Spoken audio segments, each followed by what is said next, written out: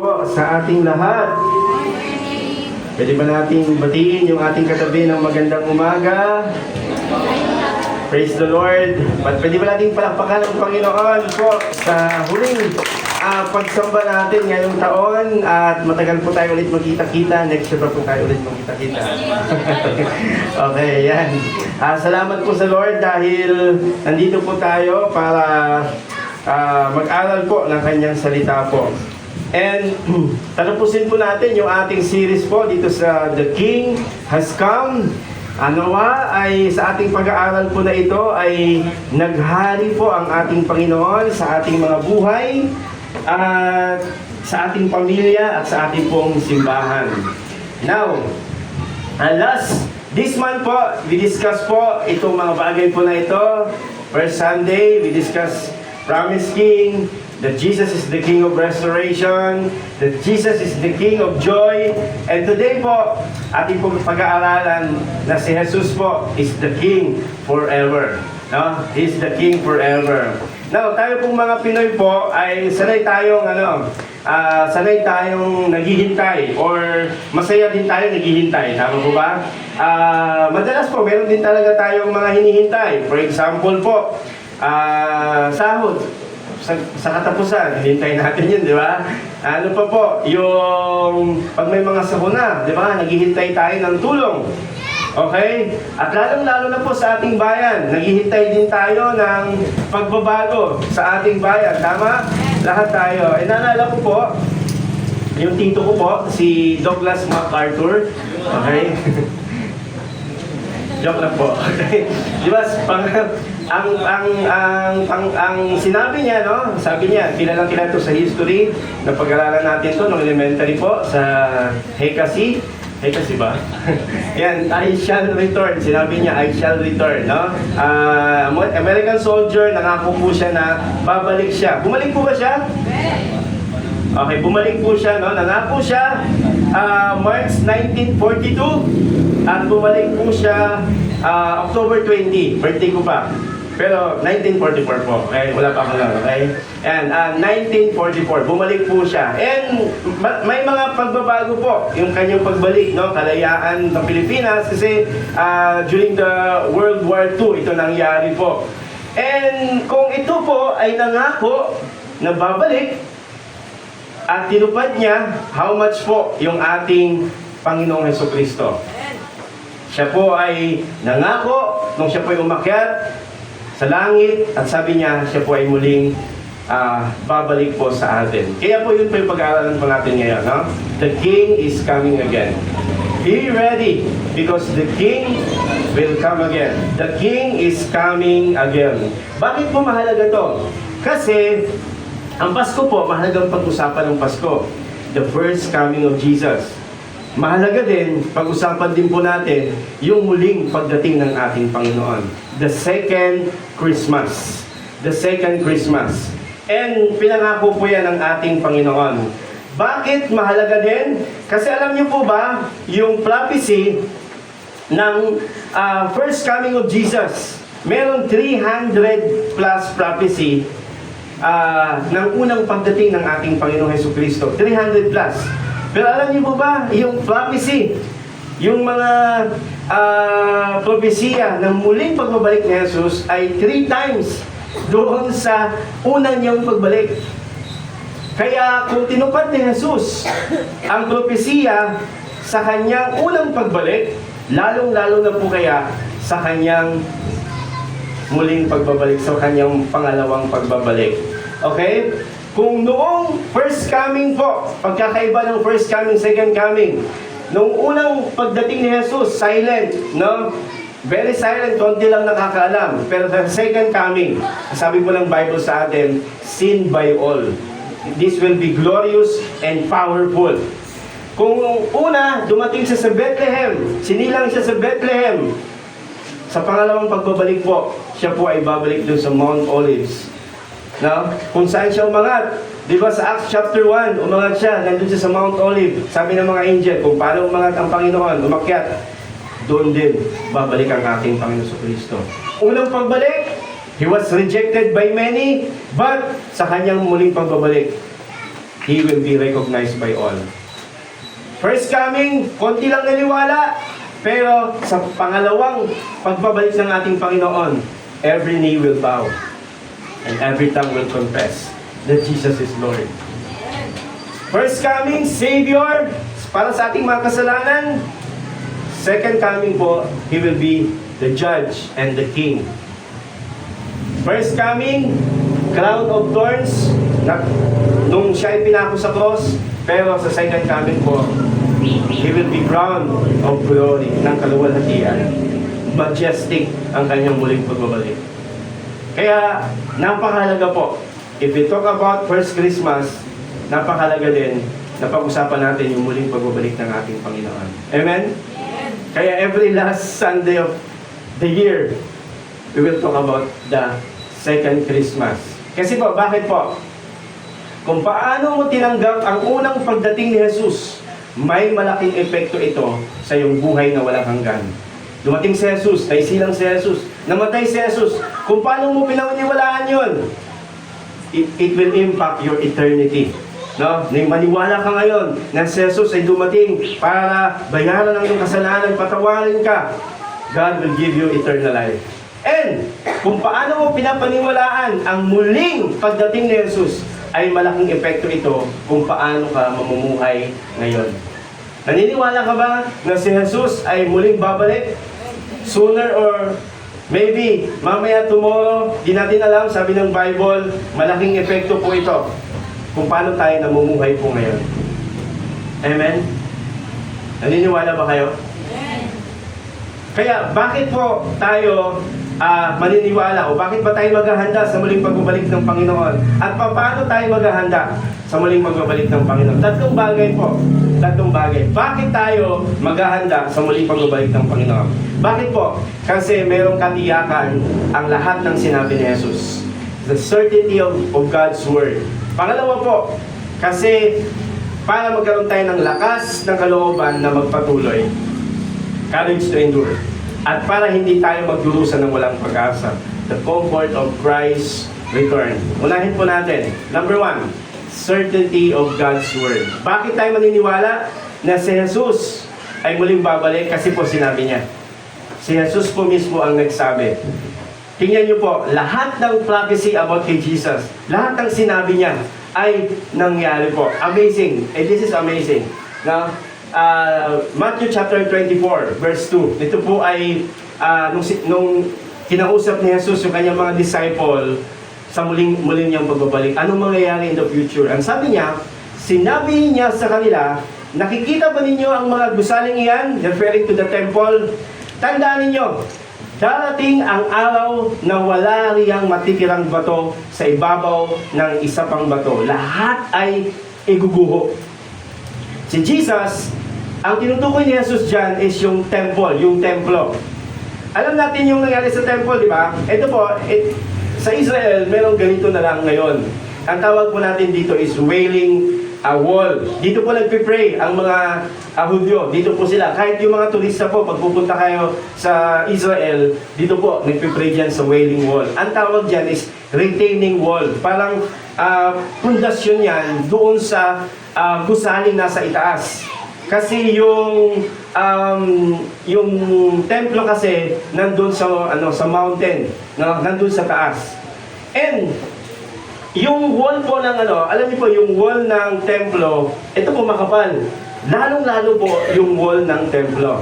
Now, alam natin kailan po tinatag yung wall, Temple of Jerusalem, time of Solomon. Tama? Tapos, nasira siya ng Babylonia. Kaya pinag-aralan natin. 586 BC, nasira ng Babylonia, binasak ng Babylonia. And then the time of Ezra, time of Zechariah, Haggai, tinayo po nila ulit. 516 BC. No? And, natayo po nila. At during the time of Jesus, nandyan po yung templo na yan. At nung sinabi ni Jesus na walang matitira maguguho, nangyari po yun in the first century. Because AD 70 po, AD 70, nawasak po ang templo.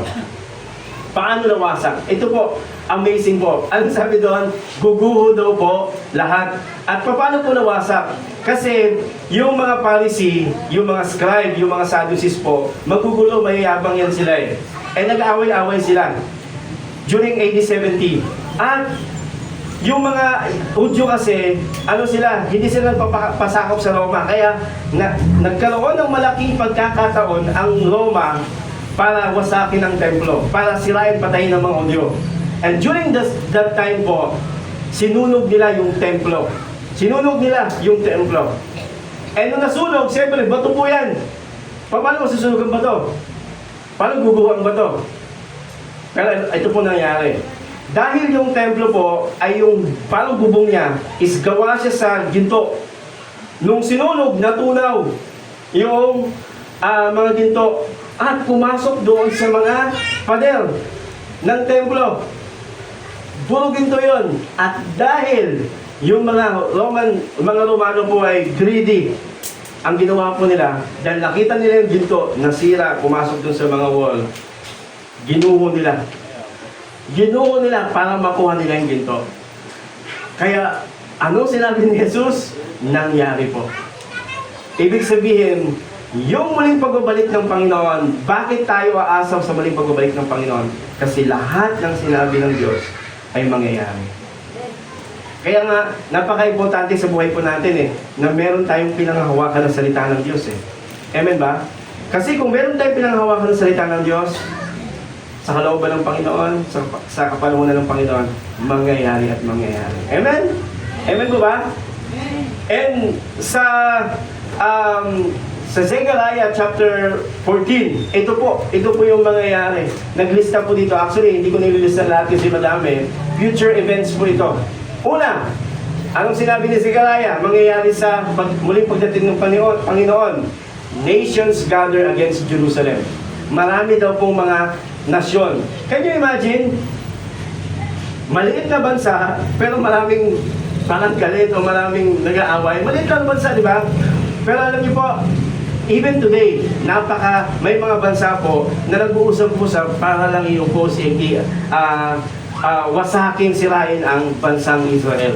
And someday po, sabi ni Ezekiel, Ezekiel chapter 38 to 39, nation will be gathered together to fight against Jerusalem, including Russia. Gog and Magog, sabi ng Ezekiel. Ano pa po? The Lord personally intervenes in the battle. The Armageddon, yung binabanggit sa Revelation. The Lord's feet stands on the Mount of Olives. Diyan po babalik ang ating Panginoon sa Kristo sa Mount of Olives. Cosmic disturbance on that day. Binasa natin kanina na wala nang yung buwan, hindi na liliwanag at ang liwanag na lang ay magmumula po sa ating Panginoon. Even po, sabi ni Jesus, may mga signs sa muling pagbabalik ng ating Panginoon. Sabi sa Matthew 24 verse 4 to 5, sumagot si Jesus, mag-ingat kayo upang hindi kayo maligaw ni numan. Maraming papalito sa pangalan ko at magpapanggap na sila ang Kristo. Kaya pag merong nagpanggap na sila ang Kristo, hindi na bago yan. Because sinabi na ni Jesus. Diba? At napakadami. For example po, itong mga tao na ito. There are almost 100 people sa history nagpanggap na sila si Jesus. Itong mga tao na ito, nag-i-e-bike. Siya na si Jesus, no? Even sa ating bansa, nasa Davao, sabi niya, tatay nito si Jesus, di ba? Siya yung anointed one, no? Maraming magpapanggap. Ano pa po? There will be, sabi diyan, makakarating kayo sa mga labanan at makakabalita ang mga digmaan sa iba't ibang dako. At nangyayari ngayon, di ba? Ongoing, Cambodia, Thailand, nangyayari, nag-aaway-away, di ba? Maglalaban-laban ang mga bansa at gayon din ang karian, magkakaroon ng tagutom at lindol at sa maraming lugar. This will be the sign. At ito po ang pinaka-sign din, no? Pagkatapos ay kapuputan kayong lahat dahil sa inyong pagsunod sa akin. Isasakdal kayo upang pahirapan at patayin. Nangyari ito during the time of the apostles at nangyayari po ngayon. At isa po sa mga nakakalungkot ngayon, in Nigeria, There's a severe persecution in Nigeria. Alam niyo po, sabi ng Open Doors, sabi doon sa Open Doors na site, no, there were 3,100 killed in Nigeria, listed last year, 2024. There were 2,830 kidnapped because of their faith. A lot of persecution nangyayari po sa ibang bansa. Kaya nga po, tayo, we are blessed dito sa Pilipinas. Tama? Kahit magsigaw-sigaw tayo, kahit magkano tayo, hindi tayo pinipersecute dahil sa ating pananampalataya. That's why, alam niyo po, talagang sa akin, sa puso ko, malaking impact ito. Kung itong mga tao na ito is walang kalayaan sa kanilang pagsamba sa Diyos, di ba? Tayo sana, malaya tayo, di ba? At lubusin natin yung pagkakataon na mag-participate sa lahat ng gawain ng Panginoon. Why? Itong mga tao na ito, pigil sila. Di ba? Kaya, ngayon po ba, ano po ba mga persecution natin ngayon, sa buhay natin ngayon? Magkatulad po ba ng mga ganitong bagay? Maybe sa atin, baka persecution natin ay maliliit lang. Kasabihan lang tayo na siguro hindi maganda. Maliliit na bagay lang, di ba? Pero ito, mga to, is pinapatay. No? That was the word of Jesus. Sinabi ng ating Panginoon, nangyari po. Kaya tayo maniniwala na si Jesus ay darating muli kasi lahat ng salita niya ay nangyari at mangyayari. Amen? Pero itong mga bagay na ito, mga kapatid, hindi ito magbibigay sa atin ng takot, kundi ito magbibigay sa atin ng lakas ng loob para magpatuloy. Kaya, courage to endure. Lakas ng kalooban para magpatuloy. Yung pagdating ng ating Panginoon ay magbibigay sa atin ng tapang, lakas ng loob, hindi takot para magpatuloy sa ating pananampalataya. Amen? Kaya nga, binigay nila yung buhay nila sa Panginoon. No? Kasi alam nila, babalik si Lord. Kaya tayo, bigay din natin yung ating buhay sa Panginoon. Nilista ko lang din po, no? Kasi mahaba kasi, kung isa-isahin natin. Sa Zechariah chapter 14, bakit tayo magkakaroon ng kalakasan na magpatuloy sa ating pananampalataya? Kasi sabi doon, di ba, may mga sakuna, may mga talagang trahedya, severe. Pero naniniwala tayo, kahit sa gitna ng problema, kahit sa gitna ng mga nangyayaring hindi maganda sa buhay natin ngayon, naniniwala ba kayo na God controls the future? Amen? Paano ba nakakatakot kaya minsan pag pinag-uusapan yung second coming, pag pinag-uusapan yung mga bagay na mangyayari sa hinaharap, nagkakaroon tayo ng takot, ano mangyayari sa atin dito? Di ba? Pero, alam natin, bakit tayo magiging panatag at magpapatuloy? Kasi God controls the future. God controls today, God controls the future. The Lord will fight for His people. Si Lord mismo.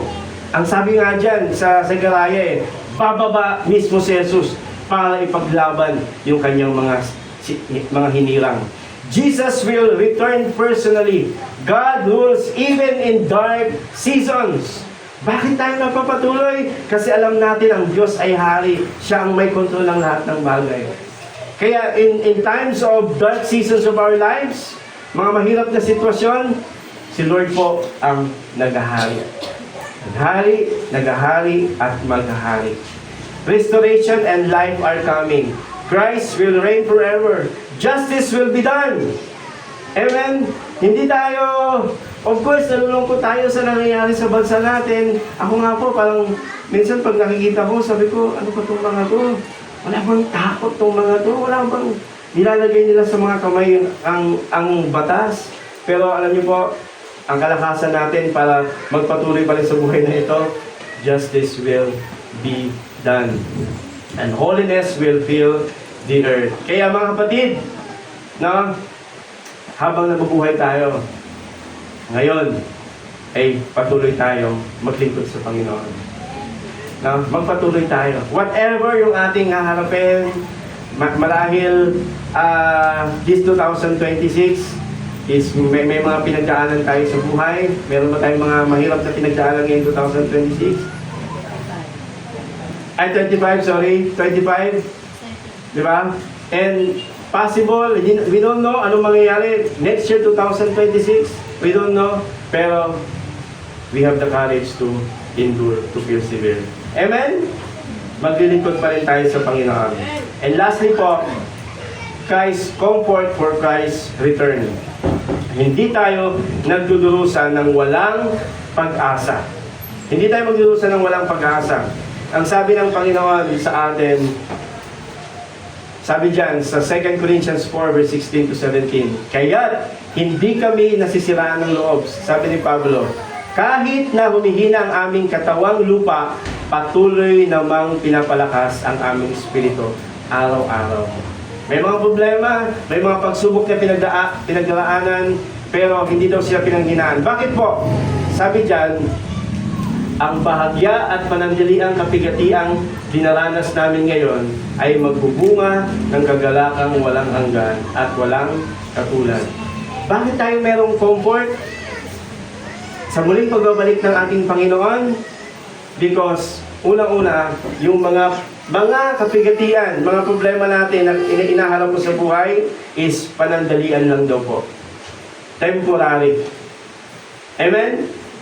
Kaya yung mga problema natin this 2025, mga inaalala natin, pwede natin kalimutan, pwede tayong magsimula ulit. As I reflect now, I have ups and downs this year 2025. May mga pagkakamali, may mga mistakes now, but meron tayong pag-asa sa hinaharap. Amen ba? Kaya makakapagpatuloy tayo sa susunod na taon. Sa verse 18, sabi sa verse 18, kaya ang paningin namin ay nakatuon sa mga bagay na di nakikita, sa mga bagay na darating, sa mga bagay na pangako ng Panginoon, sa mga bagay na inanda po sa atin ng Panginoon. Amen? Don't focus on this temporary problems, temporary world. Focus tayo sa mga bagay na hindi nakikita. At hindi sa mga bagay na nakikita, sapagkat panandalian lamang ang mga bagay na nakikita, ngunit walang hanggan ang mga bagay na di nakikita. Amen po ba? Dahil muling babalik si Jesus, mga kapatid, yung ating paghihirap ay may saysay. Yung ating mga trials dito, meron pong kahulugan. It mold our character, develop our yung ating faith po. Yung ating pagdurusa ay may katapusan dahil mababalik ang ating Panginoon Kristo. Yung ating paglilingkod ay hindi ay may naghihintay na pagpapala. Lahat ng ating paglilingkod sa Panginoon, meron pong naghihintay na pagpapala. Sa ating mahal na buhay na nawala at sila ay nakakilala sa Panginoon, makikita po natin sila muli dahil muling babalik ang ating Panginoon. Amen? At yung ating nasisirang katawan na hindi natin kayang pigilan, sa muling pagbabalik ng Panginoon ay maayos po ito. Natutuwa ako palagi doon sa dati po kong pastor, si Pastor Matthew, kasi pilay po yun.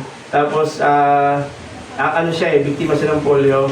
Lagi niya sinasabi, sa muling pagbabalik ng Panginoon, sa muling pagkikita namin ng Panginoon, yung pa ako, buo na. And,